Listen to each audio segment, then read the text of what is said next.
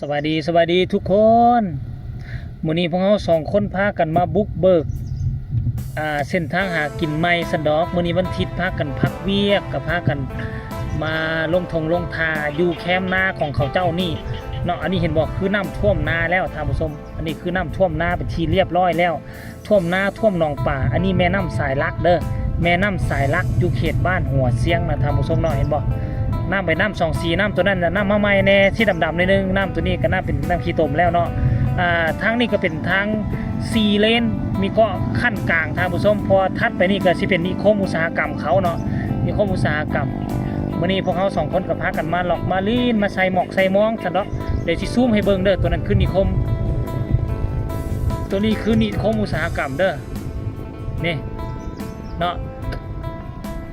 ตัวนี้เขาเอิ้นว่านิคมอุตสาหกรรมโนนทองท่านผู้ชมนิคมอุตสาหกรรมโนนทองอยู่ทางเวียงจันทน์นี่เห็นยามฝนมากับฝนตกน้ำก็ท่วมให้ท่วมนาบ้างไหมท่วมให้ท่วมนาเบิดเลยเห็นบ่อันนั้นนี่เห็นน่ะเดี๋ยวสิพาให้เบิ่งเด้อนี่นะมือเศร้านี่เลยมันน้ำเพียงนี่เลยน้ำทั้งนอกไหลเข้าบาดตอนแรงมาฝนบ่ตกน้ำก็ไหลออกเขาก็เอามองไปดักอยู่หั่นเห็นบ่มองเขาอยู่หั่นด่างหนึ่งดักมานี่เนาะแล้วก็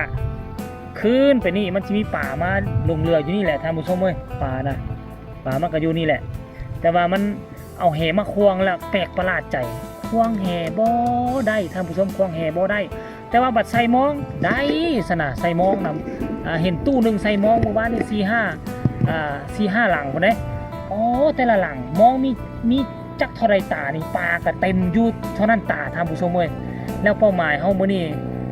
เฮาก็สิมาเลาะใส่มองแล้วก็สิมาไต่ตัวแมงอีหยังก็แมงมันหยังนะลืมชื่อมันนะไต่เฮาสิไต่แมงก็แมงหยังเฮาสิไต่ลืมชื่อมันแล้วตักแตนเนาะตายเฮาสิพากันไต่ตักแตนท่านผู้ชมเนาะเห็นว่างามจุดนี้โอ้ยยังไงท่านผู้ชมเว้ยเห็นมันบรรยากาศงามแล้วนี่ก็เลยมาถ่ายให้เบิ่งแสดงบ่ท่านผู้ชมนี่นะมาลุ้นว่าเฮาใส่มองก็สิได้บ่จังว่าเอาทั้งมองทีมองห่างกับมองปาน3พุ่นนะปาน3ปาน4บ่น้อยพุ่นน่ะอยู่หั่นเป็นนิคมใหญ่ถัดไปนี่ก็เป็นหมู่บ้านนึงเขาเอิ้นว่าหัวเสียงถัดจากหัวเสียงไปก็ไปออกบ้านอย่างเกาะควายดอกควายแดงออกใส่ทาง450 ปีออกสู่หนองพงแล้วก็เข้าสู่เข้าสู่น้ำคลองหมดแล้วท่านผู้ชมแม่น้ำสายนี่นะเข้าไปสู่น้ำมังเหี่ยวแล้วก็ต่อเข้าน้ำคลองอยู่แถวทินแคนนี่แม่บรรยากาศดี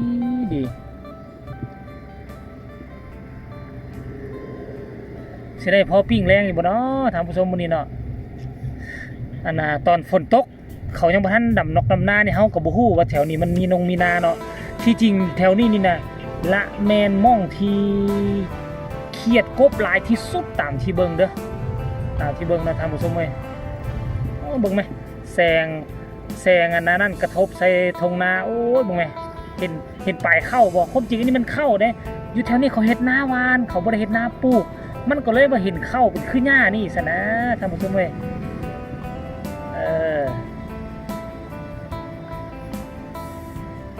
เห็นบ่งามมุมนี้คืองามที่สุดแหละเห็นบ่โอ้ยท่านผู้ชมเว้ยซุ่มเจ้านะหาใช้ได้แล้วนี่นะเห็นบ่โย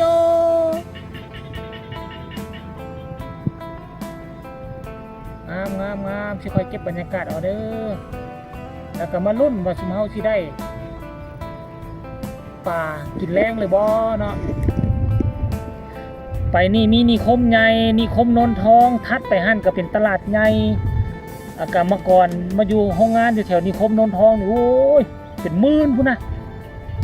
อยู่แถวนี้มันบ่ได้มีแต่กรรมกรลาวเด้เนาะมีครบพม่าก็มานี่งึดว่ากรรมกรพม่ามาได้จังได๋ทั้งที่คนลาวเฮาบางคนก็ตกงานอยู่ แต่สมมุติว่านํเข้าแรงงานต่างชาตินี่ก็คืองงคือกันเด้อท่านผู้ชมเนาะเอ้าบ่ว่ากันดอกแต่ว่าอ่าพม่ามาหลายถ้าอยู่อยู่น่ะอีหยังก็เขตเศรษฐกิจกรมหลวงไสเศรษฐาพุ่นเนาะพม่าหลายแต่ละคืนนี่เขาเจ้ามีตลาดคือตลาดมืดอยู่แคมป์ของเลยเต็มเป็นชุมชนนึงเข้าไปมื้อนั้นน่ะเห็นพม่าแต้มหน้าแต้มตาเอาแล้วแม่นพม่าอย่างเดียวแล้วลาวกัมพูเชียก็บ่แต้มไทยก็บ่แต้มนั่นเนาะโอ้สะออดลงไหมสะออดแฮงมันหาใส่ได้บ่นี่โอ้หาใส่ได้เนาะนี่เนาะอันน่ะเบิ่งมองเฮาก็บ่เต้นบ่ต้องจักบาทเนาะเต้นยอกๆแยกๆแน่ก็บ่ได้เพราะดีใจแน่บัดของเขาใส่มื้อวานนี่พอติงยุ่มยับอยู่มองเขา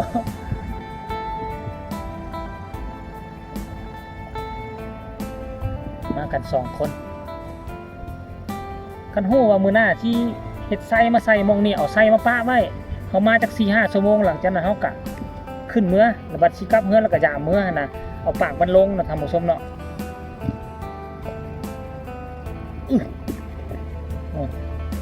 เฮาใส่ยายพูดอะไรมองของเฮานะแต่ว่าเฮาตามแผนเฮาละมืดในนึงแล้วเฮาก็สิพากันไต่ตั๊กแตนเมื่อแล้วก็ย่ามองก็ขึ้นมาเลยซะนะท่านผู้ชมตามเป้าหมายเนาะเพราะว่าพวกเฮาเห็นตั๊กแตนหลายอยู่เด้ก็เย็นอยู่เด้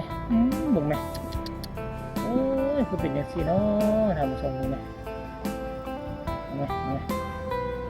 งามหายงามแฮงงามอีหลีเหรอ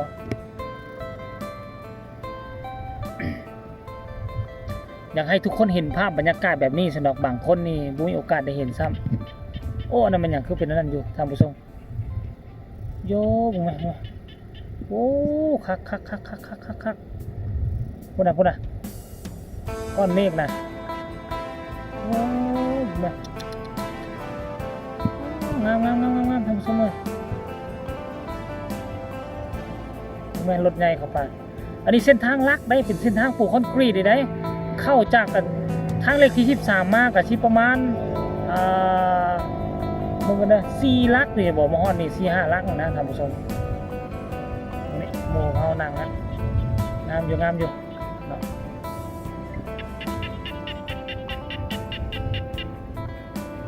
เอาทุกคนคลิปนี้ก็ฝากฟังไว้ซ้ำนี้เด้อเดี๋ยวมาลุ้นเบิ่งว่าเฮาสิได้ตักแตนได้กบได้เขียดได้ปูได้ปลาบ่นี่ก่อนสิปิดคลิปนี่นะตักแตนนะนี่แหละจะไม่พอสิใต้มันนี่แหละโอเคเอาปิดคลิปเท่านั้นแหละท่านผู้ชมเอ้ย